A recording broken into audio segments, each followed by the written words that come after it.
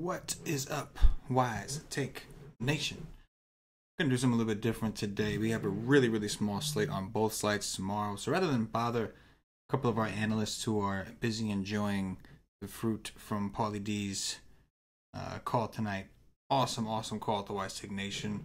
Matt Adams all over there. Nation was on Trevor Story. Nation was on Kevin Kiermaier action. And Paulie D with the emphasis on playing Matt Adams. Told everybody in the nation in the Slack chat on the Y stream, play Matt Adams. Worked out pretty well for everybody. A lot of screenshots, a lot of people looking happy. And that's what we do. Football is right around the corner. And we are super excited for that. But there is still some grind left in MLB. And that is what we are doing because that is what we do at the Wise Take Nation. Anyway, guys, we're going to do something a little bit different. Got the screen pulled up. FanDuel and DraftKings both. We're going to start with FanDuel because they have an extra game on their main slate. You can see that the FanDuel main slate starts at 6:40 p.m. Eastern. So it's a little bit of a different perspective. So normally we are using this podcast to... it's more of a podcast. Today it's going to be more of a... just a preview of the slate generally. I think that in cash games, Zach Greinke is going to be the staple for most. I don't recommend playing cash on a slate this small, but there are some people out there who specialize in cash and are going to want to. You can see that did really well against Seattle. The other numbers not exactly overwhelming for Greinke, and he is playing the Braves, which can be kind of a tough team to strike out. But he is at home where a lot of his pitchers have done well. I think in cash games, Greinke's fine, but in tournaments...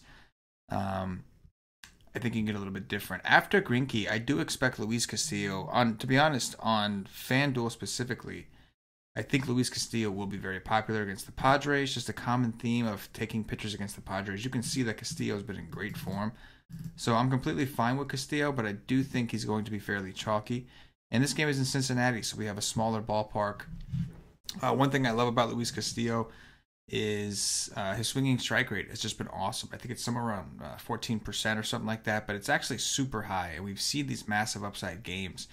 Whenever you have a pitcher who's got that kind of upside, especially on a site like FanDuel where you don't get penalized by whip, the strikeouts are not only going to provide you with a ceiling, but a lot of times they'll provide you with a solid floor. So I do think that on FanDuel specifically, Luis Castillo is a solid play. But again, I expect him to be very popular.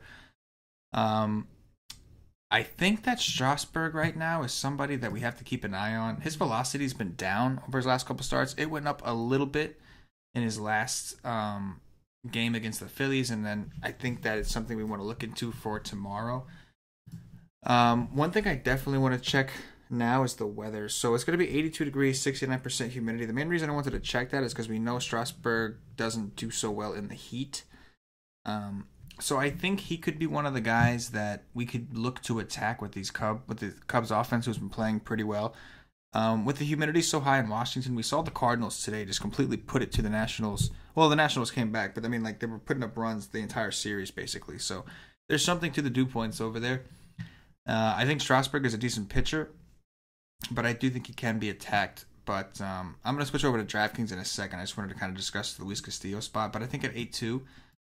Luis Castillo is definitely valuable on this slate, but again, I do think that he will be very popular. I think him and Greinke will be the two most popular options by far. On the DraftKings slate, I think things are a little crazy. Like Strasburg's price is significantly lower here, which is definitely something to look into. I think on DraftKings, without being able to plug in the obvious Luis Castillo here, I think on DraftKings, I'd probably start my build. So we'll plug in Luis Castillo here. On DraftKings, I'm thinking Greinke at 9-1. It's really not a bad price. Again, he's kind of been hurting for upside, but he does have a solid floor typically. And you can see here, he's got it in him. Had a dominant game against Atlanta. In Atlanta, which is not as good of a ballpark. This year, with the humidor, the D-backs ballpark has been one of the better ones for pitching. And with that said, I think that going with Anibal Sanchez isn't the worst idea. Mainly because the Diamondbacks strike out a lot to righties. And even their numbers may not indicate it, but we did see a game recently. I think it was Barria from the Angels. One of those Angel pitchers gave up like 3 or 4 runs, but had like 12 strikeouts. And it's because the D-backs can strike out with the best of them. So I think Anibal, who has shown some K upside, obviously he's had a couple games where he struggled, but you can see 8 Ks against the Rockies, 9 Ks against the Mets, 8 Ks against the Nationals. He's got it in him. And as a matter of fact, when he played Arizona in that same game against Greinke, he had a pretty good outing. So I think Anibal in a better ballpark is a pretty solid pairing with a Greinke. And again, even for a Greinke, like I think you can experiment with guys like Shane Bieber. You can experiment with Strasburg if you think his velocity's back. But I personally think as of right now, I'd probably prefer the Greinke Anibal and just hope that game goes way under.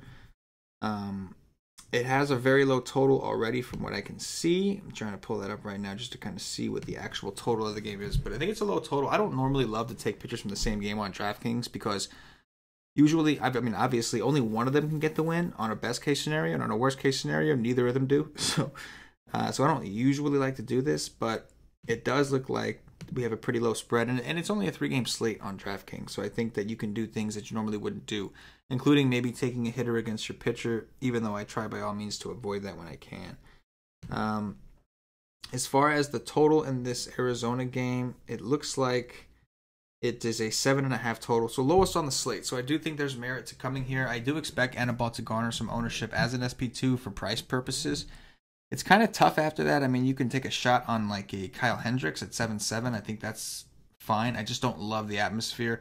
Washington, without humidity and heat, is a big ballpark. But with the humidity, the heat, the dew points, like we saw today, that ball can really fly. So I think Hendricks may be sort of risky. But I definitely think he could be an interesting pivot. So if you don't want to go Anibal with Greinke in the same game, I think you can go Hendricks. And if you really want to get contrarian, you can even try a Anibal Hendricks and just kind of skip over that. It's going to come down to what bats that you're looking to get. I do think the Cubs are worth looking into.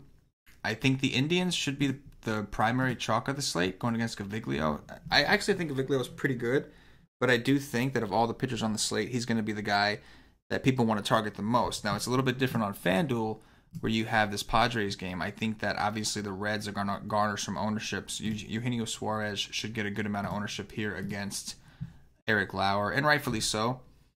Don't forget to play Franmil the GOAT. I don't care if you're pitching Luis Castillo or not. Franmil is the GOAT of the Wise Take Nation. Aside from that, I do think that I think it's just a different situation here. But the Padres should be pretty low owned on the FanDuel slate. On the DraftKings slate, I think the Cubs are an offense that I'd be looking into, mainly because Strasburg is still a name, and the Cubs are a good offense, so it's a way to maybe get a little contrarian without having to play like a bad offense. The Cubs are one of the best offenses on the slate, so I do think like an Anthony Rizzo, Javi Baez, even him, his price has come down a bit. I do like the idea of Daniel Murphy in a revenge spot. We saw what Matt Adams was able to do today. That was pretty awesome. And then Chris Bryant's kind of tricky. His price is good, but we haven't, I'll show you guys. We'll take a look. He just hasn't really put it together since coming back, and he's having a down year in general, but I could go there. But against Strasburg, I'd probably want to stick with the lefties and maybe throw in some... Could go Happer Zobrist. Hap strikes out a ton. Zobrist not as much, but I also think that in general, Hap just has a little bit more pop in his bat. Zobrist was hot for a little streak, but he kind of returned back, and Ian Happ's been the hot one, so I'd say we were a little bit Ian Happ. There's a nice little 5-man there. And again, if you wanted to play this with a Greinke Anibal combo, you have 39-33 left, so you can still make some things happen on FanDuel. If you want to do a full game stack, you can throw in a Rendon, try to get a Harper or a Soto. Or if you want to play against the chalk completely, you can always throw in some of these Braves if you want. But I think this is kind of like a tournament build that I'm sort of interested in tomorrow. And again, you can get creative if you want. If you don't want to, you can get rid of Greinke and do the full correlation with Hendricks, and then you can look to play, maybe get a J-Ram in there so you have some of the chalk just in case, so you don't get burned by it completely. You can throw in a Brantley, and you still got 3,200 left over for one of these pitchers here, maybe a Tyler Flowers or somebody as a one-off if you wanted to. And if you didn't want to go with Brantley, you could go with, let's see, we can go with like a Melky. If Greg Allen is ninth, he could be interesting. I like when he's protected by Lindor. But we could go with like a Melky Cabrera, see what we have for catcher now, and it would leave us with a Suzuki, a Contreras, Yan Gomes to kind of complete it. But there's a lot of different ways to go. But I do think that we have to get a little contrarian here. So, again, going back to this Cubs game, I think that I prefer the Cubs side. I'm okay with the National side, but I do prefer the Cubs side. They've been playing well. They are getting a chance to play in a high dew point park with humidity and heat. As far as the Indians and Toronto game, I think Gaviglio could be a nice leverage play because I do expect the Indians to be fairly chalky. Because Gaviglio is probably the weakest, and there's a bad bullpen behind there. So I'm totally fine with the Indians, but they'll probably be the chalkier ones. Maybe grab yourself a 3-man of that. Against Toronto, this is actually an interesting spot for Shane Bieber. We saw the Blue Jays today beat up Glasnow, so maybe people stay away from Bieber at 8K. And you could see he's kind of been inconsistent, but Bieber does suffer more to righties, and I believe the Blue Jays, like at the very most, are only going to have like 3 lefties in there. They'll have a lot. I might have worded that wrong. I meant to say that Bieber's a lot better against righties. I don't know if I said that or not. But either way, the Blue Jays may only throw out like 3 lefties, and the lefties are the trouble. So this could be a sneaky good spot for him. The Blue Jays can strike out, of course. And then this Atlanta-Arizona game, I prefer the pitching. But again, if you really want to leverage, just like we were talking about Gaviglio being like a popular guy to target and leveraging with him, which I would rather not do. I think the better leverage would be to take some of these Braves against Greinke. But I really don't love that. I actually do think Greinke does well. So I think that cash game, Greinke, Anibal Greinke seems like a nice little cash game place to go. And I think in tournaments, you can do a pivot with some Hendricks. You can work in some Shane Bieber. And then on FanDuel, again, like you've got your Cincinnati bats who should be pretty popular. That's going to lower some of the ownership for the Cleveland guys for you. And especially the Chicago guys. But Chicago is probably one of my favorite stacks on the board as of right now. Cubs probably one of my favorite stacks. And on FanDuel, again, Castillo is going to be very popular with Greinke. Like those 2 guys, so Shane Bieber can hit the same guys, Bieber and Hendricks, and even Anibal on FanDuel, their ownership should be significantly lower. So, interesting slate. I'll try to do some top trees right quick. Yeah, I can't wait, man. I cannot wait for NFL. I see you on the chat. So I'll do some top 3s, I guess, or I guess I'll do. I mean, it's hard to do a top 3 on this kind of slate. So what I'll do is I'll give you on DraftKings. My cash game combo, probably like a Sanchez Greinke. And then for tournaments, maybe like I still want to take Sanchez because the strikeout upside is real for Arizona. If I happen to catch him, I can get him pretty good. And then maybe I'll roll with a Bieber and kind of go with like a Sanchez Bieber. And I think this will allow me to stack up some Cubs and Cleveland together, which sounds pretty good.